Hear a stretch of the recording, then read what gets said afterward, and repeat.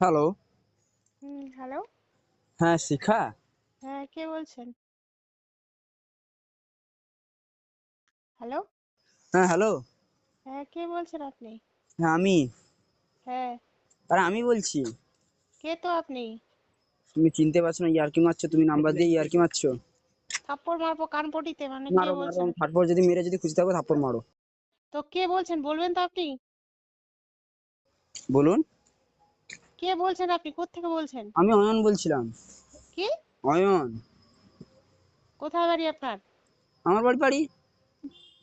দেশের বাড়ি India. Hello.